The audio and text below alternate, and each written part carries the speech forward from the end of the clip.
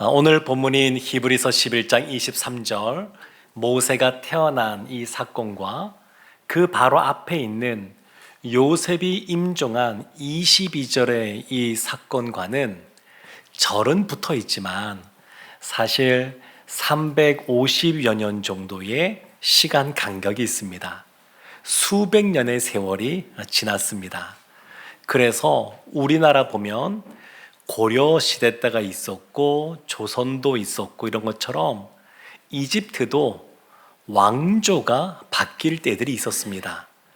그래서 요셉이 총리로 있던 그 나라가 수명을 다하고 요셉을 알지 못하는 새로운 왕조가 그 땅을 다스리게 될 때에 그 땅에 있는 이스라엘 사람들을 종으로 노예로 삼았습니다.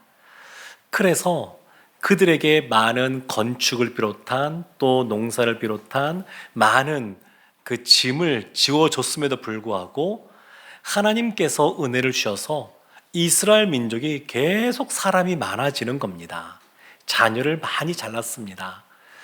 그래서 이집트의 왕인 바로가 위협을 느끼기 시작합니다. 만약에 적군이 쳐들어올 때에 이 이스라엘이 그들과 힘을 합쳐서 우리를 공격하면 우리가 지게 될 텐데 라고 생각해서 그 당시 히브리인 중에 산파 역할하는 사람들을 불러서 이런 명령을 내립니다.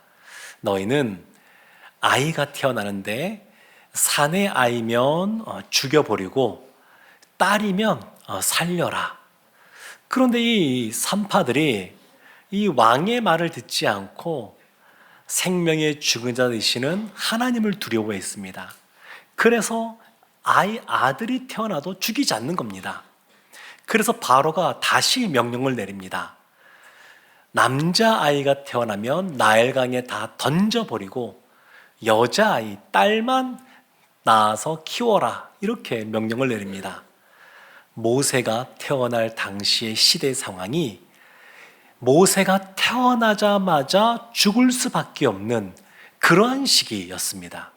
이러한 시기에 오늘 본문의 말씀을 보면 모세의 부모가 믿음으로 행했다 이렇게 말을 합니다. 그래서 오늘 모세 부모의 그러한 믿음에 대해서 말씀을 살펴보려고 합니다. 우리 23절 말씀 한 번 더 합독하도록 하겠습니다. 믿음으로 모세가 낳았을 때에 그 부모가 아름다운 아이임을 보고 석 달 동안 숨겨 왕의 명령을 무서워하지 아니하였으며. 아멘. 믿음으로 그 부모가 아이를 낳고 숨겼다 이렇게 말합니다. 그 앞에 나왔던 것처럼 야곱이 죽을 때에 요셉이 임종 시에 믿음으로 행했습니다. 인생을 마무리하는 그때도 믿음으로 하는 것이 필요하고 그 인생을 시작하는 첫 출생을 할 때에도 그 부모에게는 믿음이 필요한 것을 볼 수 있습니다. 모세의 부모는 믿음으로 모세를 낳았습니다. 그런데 그 아이가 죽을 수밖에 없는 상황이었는데 숨겼습니다. 숨긴 이유가 뭐냐면 아름다운 아이임을 보고 이렇게 말합니다. 아름답다. 모세가 너무너무 어렸을 때부터 잘생겼느냐? 그건 알 수 없겠습니다. 알지 못하겠고 아니면 고슴도치도 제 새끼는 예쁘다고 그러는데 그냥 자기 자녀라서 이렇게 표현했느냐? 그것도 아닌 것 같습니다. 사도행전 7장 20절에 이것을 이렇게 표현합니다. 그때에 모세가 낳는데 하나님 보시기에 아름다운지라. 하나님 보시기에 아름다운지라. 모세가 하나님 보기에 아름다운 아이였습니다. 모세의 부모인 아므람과 그의 어머니 그러한 요게벳이 볼 때 이들은 믿음 있는 사람들이어서 하나님이 모세 이 아기를 어떻게 보는지에 대해서 이 부모들이 집중했습니다.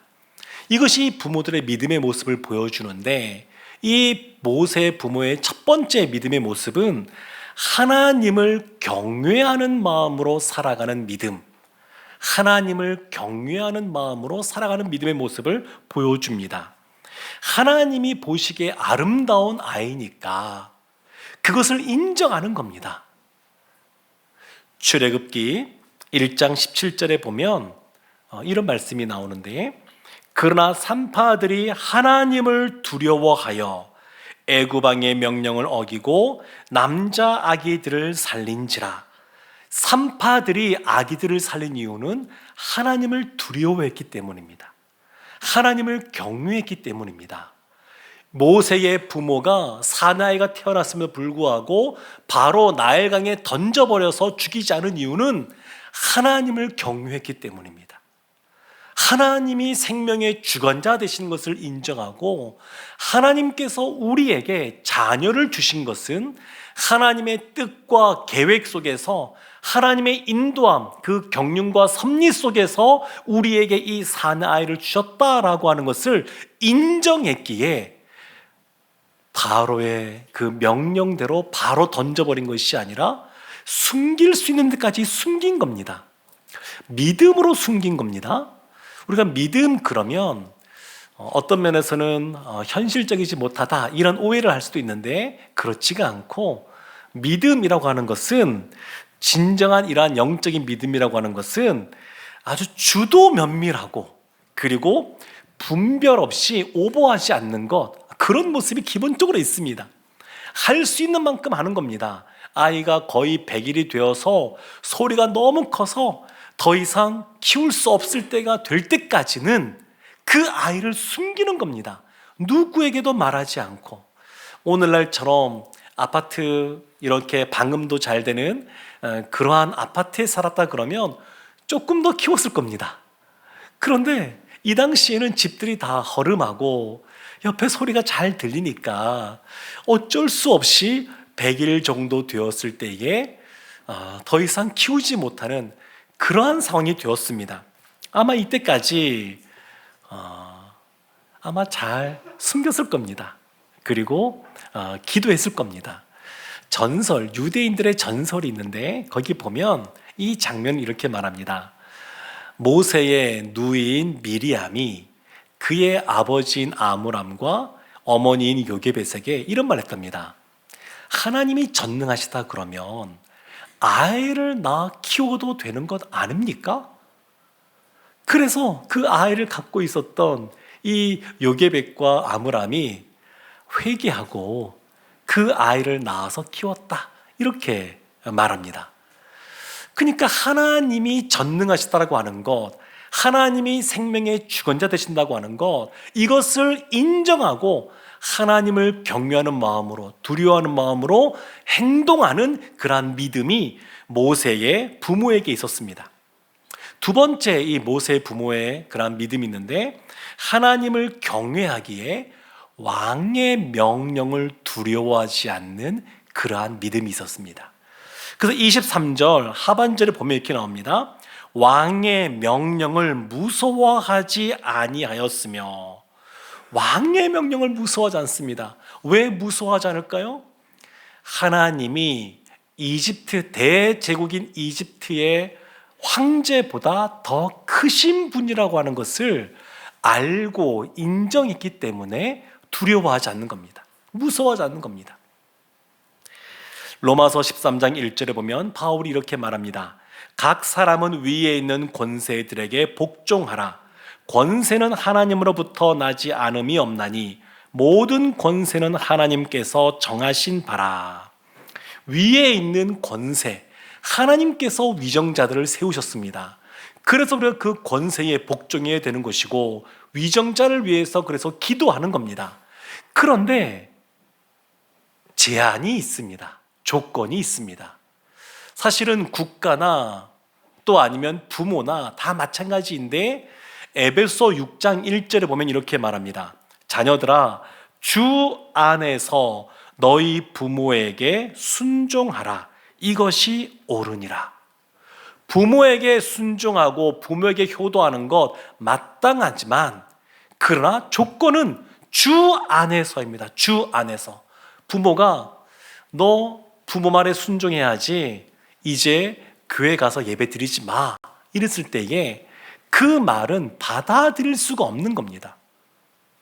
주님 안에서 받아들일 수 없는 내용입니다. 성경에 보게 되면 아주 힘이 있는 그러한 국가와 어떤 세상의 권세 가운데 그것에 순응하지 않고 저항하던 믿음의 사람들이 나옵니다. 생명의 위협을 느꼈던 여리고성에 정탐 갔던 그 두 명의 정탐꾼, 그 기생 라합이 그들을 숨겨주고 살려줍니다. 여리고성의 주민이고 그 여리고 왕의 권세 아래서 복종해야 될 것 같은데 생명을 살리는 것에 있어서는 그 말을 듣지 않습니다. 그리고 하나님은 나중에 그 라합이 믿음으로 행했다고 칭찬해 주십니다. 우상 숭배를 동반할 때도 마찬가지입니다. 다니엘의 세 친구, 그들 앞에 금으로 만든 그러한 우상을 놓고 여기에 절하지 않으면 풀무불 가운데 던져버릴 것이다, 이러한 명령이 주어졌습니다. 근데 이 세 친구가 그 말 듣지 않습니다.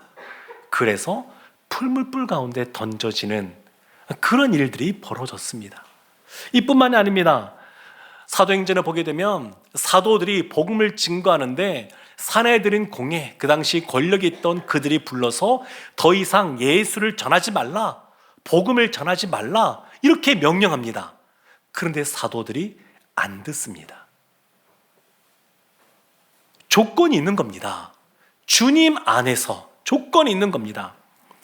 프랑스의 그 칼빈 당시 그 프랑스의 프로테스탄트들, 위그노라고 하는데 성경으로 돌아가서 말씀대로 하나님을 믿겠다는 사람들이 있었습니다.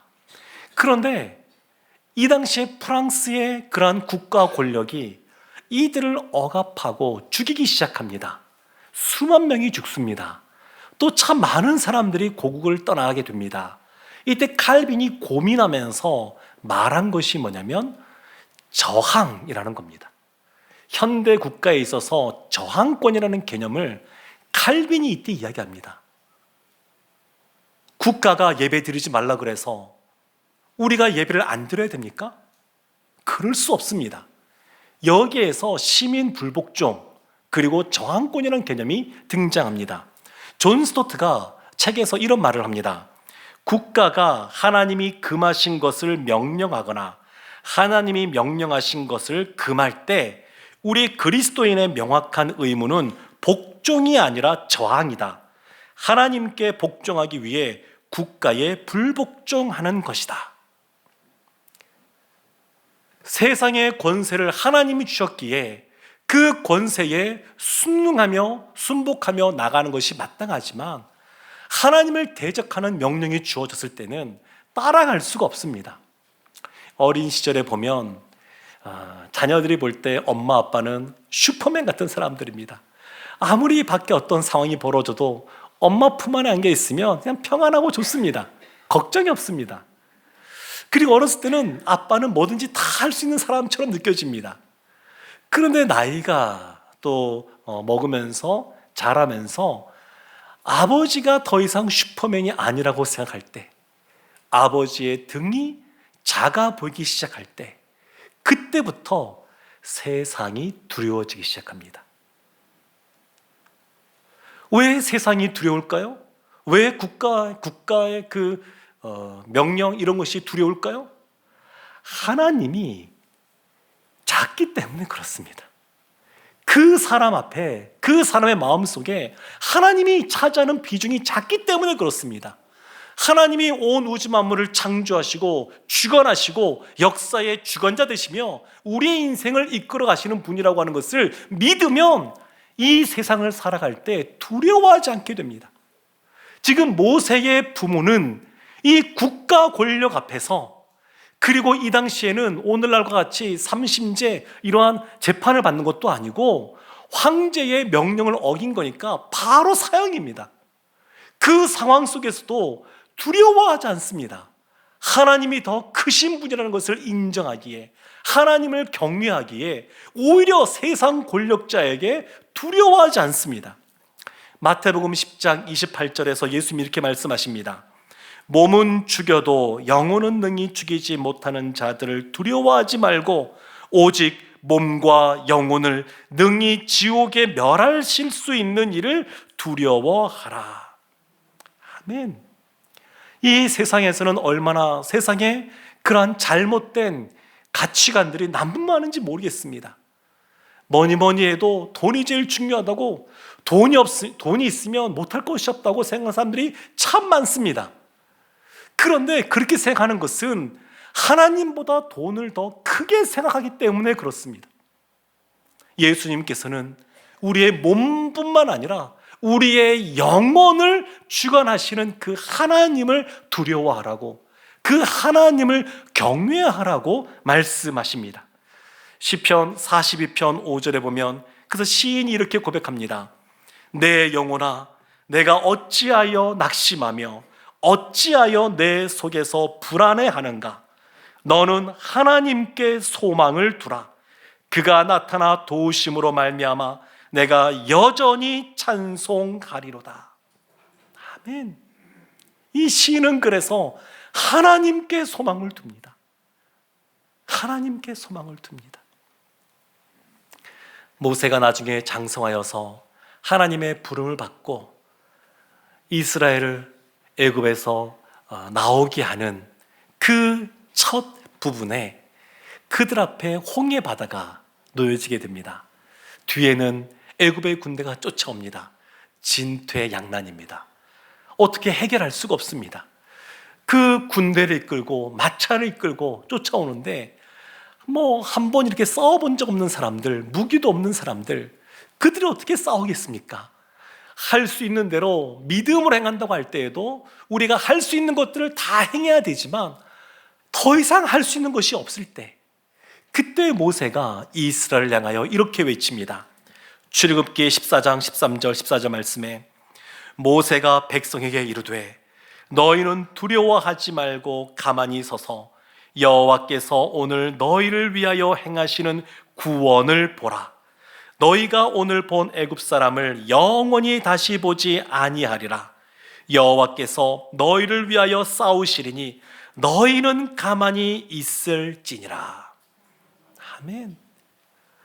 우리가 할 수 있는 것들을 다 행해야 되지만 더 이상 어떻게 할 수 없을 때 낙담하고 좌절하고 자포자기하는 것이 아니라 그때는 우리의 시선을 하나님께 두어야 됩니다. 하나님이 그때 일하십니다. 모세의 부모, 더 이상 어떻게 이제 할 수 없습니다. 도망치고 싶어도 얼굴색도 다릅니다. 인종도 다릅니다. 그리고 노예가 도망쳐봐야 얼마나 도망치겠습니까? 금방 붙잡힐 상황입니다. 이도 저도 할 수 없는 그러한 상황 속에서 이 모세 부모가 한 것이 뭐냐면 갈대 상자를 만드는 것이었습니다. 그래서 세 번째 이 모세 부모의 믿음을 보면 하나님을 신뢰하기에 갈대 상자에 띄워보내는 믿음, 그런 믿음이 있습니다. 이 출애굽기 2장 3절에 보면 이것을 이렇게 묘사합니다. 더 숨길 수 없게 되매 그를 위하여 갈대 상자를 가져다가 역청과 나무진을 칠하고 아기를 거기 담아 나일 강가 갈대 사이에 두고, 갈대 상자를 가지고 와서 역청과 나무진을 칠합니다. 물이 들어오지 않도록. 근데 생각해 보십시오. 이 갈대는 노아의 방주와 비슷한 것이 있는데 키가 없습니다. 방향 키가 없습니다. 동력도 없습니다. 앞뒤 좌우가 다 꽉꽉 막혀 있습니다. 그냥 하나님께 모든 것을 내어 맡길 수밖에 없는 그러한 것이 갈대 상자입니다. 모세는 아직 아기이기 때문에 100일밖에 안 됐기 때문에 먹을 것을 넣어줘도 먹을 수도 없는 상황입니다. 그때 이 부모인 이 아므람과 요게벳이 그럼에도 하나님을 신뢰함으로 이 아이를 그 상자에 담아서 그 갈대 사이에 두는 겁니다. 어떤 일이 벌어질지 모릅니다. 그럼에도 불구하고 하나님을 신뢰하기에 그렇게 행하는 겁니다. 그 마음이 어땠을까 생각해 보면 계속해서 마음이 왔다 갔다 했을 겁니다. 우리도 우리 앞에 놓여 있는 어떤 어려운 일들이 있을 때 주 앞에 나와서 기도하고 하나님 붙잡을 때는 그 시간에 마음이 좀 평안한 것 같습니다. 확신이 드는 것 같습니다. 그런데 다시 또 이 예배당 문을 나가서 그 현실을 맞닥뜨리게 되면 그 냉정한, 그 냉엄한 현실 앞에서 다시 마음이 무너질 때들이 있습니다. 하나님을 힘껏 찬양할 때는 그래도 마음에 다시 믿음이 좀 더 생기는 것 같습니다. 그런데 당장 눈앞에서 여러 가지 어려운 문제들이 그냥 몰려올 때에는 또 다시 마음에 또 주저앉고자 하는 그런 마음들이 생길 때가 있습니다. 아마 이 아므람과 요게벳이 그러지 않았을까 싶습니다. 그럼에도 불구하고 이들은 하나님을 경외하는 사람들이었고 믿음으로 행하겠다고 했던 사람들입니다. 그 석 달 동안 얼마나 많이 기도했겠습니까? 하나님 앞에 얼마나 매달렸겠습니까? 근데 하나님이 너희는 갈대 상자를 만들어서 역청으로 그 물에 안새게 하고 모세를 그 안에 담아서 두어라, 그러면 내가 구원해 주겠다, 이런 말씀 하셨을까요? 안 그랬을 겁니다. 차마 그것을 볼 수도 없고 그 상황도 안 되니까 이제 미리암이 쫓아가서, 그의 모세의 누이 미리암이 쫓아가서 그 상황들을 지켜볼 수밖에 없는 그러한 상황이었습니다.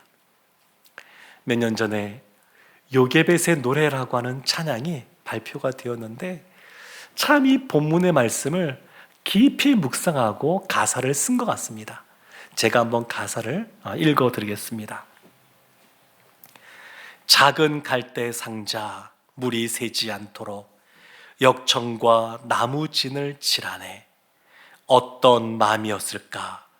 그녀의 두 눈엔 눈물이 흐르고 흘러 동그란 눈으로 엄마를 보고 있는 아이와 입을 맞추고 상자를 덮고 강가에 띄우며 간절히 기도했겠지.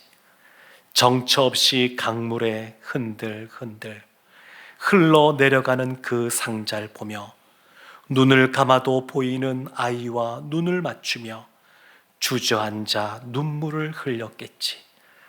너의 삶의 참 주인, 너의 참 부모이신 하나님 그 손에 너의 삶을 맡긴다. 너의 삶의 참 주인, 너를 이끄시는 주 하나님 그 손에 너의 삶을 드린다. 그가 널 구원하시리. 그가 널 이끄시리라. 그가 널 사용하시리. 그가 너를 인도하시리. 너의 삶의 참 주인, 너의 참 부모이신 하나님 그 손에 너의 삶을 맡긴다. 너의 삶의 참 주인, 너를 이끄시는 주 하나님 그 손에 너의 삶을 드린다. 사실 이 아이를 떠나보낼 것 같으면 눈을 마주치면 안 됩니다. 안아도 안 됩니다. 아이를 안거나 눈을 마주치면 다시 떼기가 너무 어렵습니다. 제가 목회하면서 사랑하는 자녀들이 어림에도 불구하고 그 어린 자녀들이 수술하시는 그런 부모님들을 만날 때들이 있었습니다. 태어나서 몇 달 되지 않아서 수술을 받을 때 그 부모님들의 마음과 또 태어나서 몇 년 키운 다음에 그 아이가 수술 받을 때 부모님들의 마음이 좀 차이가 있습니다. 그 어떤 상황 속에서도 마음 아프지 않는 경우는 없지만 그래도 몇 년 아이를 더 키운 부모들의 마음은 더 가슴이 찢어집니다. 그 아이의 눈을 마주치고 젖을 물리고 그리고 기도했던 그 아이를 기꺼이 떠나보내는 겁니다.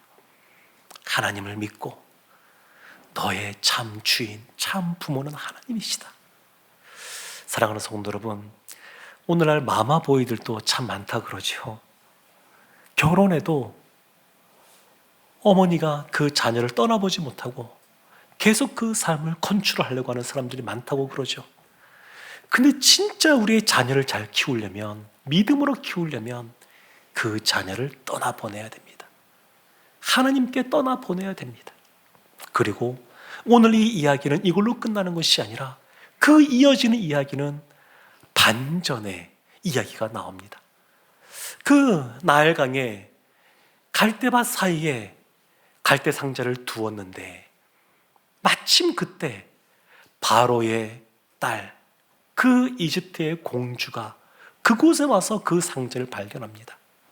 그리고 그 상황 속에서 영민했던 그 모세의 누이 미리암이 쫓아가서 내가 히브리 여인 중에 이제 아이를 출산한 지 얼마 안 되고 저지풍성한 그 사람을 유모로 내가 데리고 오겠다.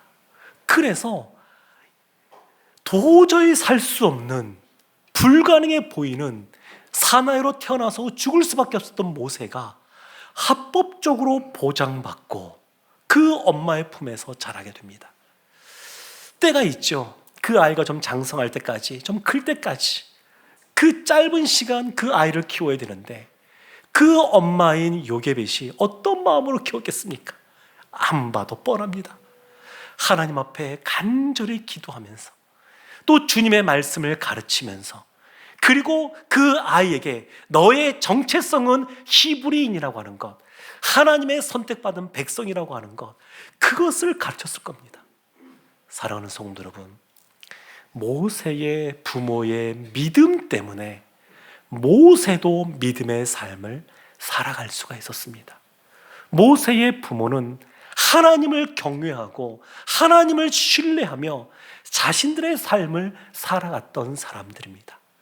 우리도 믿음으로 이 세상 그 어떤 것보다 하나님이 크고 위대하신 분이라는 것을 인정하고 그 하나님께 소망을 두고 믿음의 삶을 살아간다 그러면 하나님이 우리뿐만 아니라 우리의 자녀들, 우리의 자손들, 우리의 다음 세대도 살려주실 줄로 믿습니다.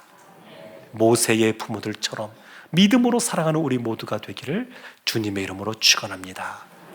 아멘. 기도하겠습니다. 하나님, 모세의 부모들이 막연한 그러한 상황 속에서도 하나님을 경외함으로 믿음을 선택하고 믿음으로 행동했던 것처럼 저희도 앞뒤 좌우가 꽉꽉 막혀있는 상황이라 한다 할지라도 믿음으로 하나님을 바라보게 하여 주옵소서. 믿음은 바라는 것들의 실상이라고 말씀하셨는데 이 믿음이 공허한 것이 아니라 오늘날도 우리의 삶 속에서 역사하고 보여지는 것을 저희 모두가 경험케 하여 주옵소서. 우리뿐만 아니라 우리의 다음 세대, 우리의 자녀들도 우리보다 더 믿음으로 살아갈 수 있도록 선하게 인도하여 주옵소서. 예수님의 이름으로 기도합니다. 아멘.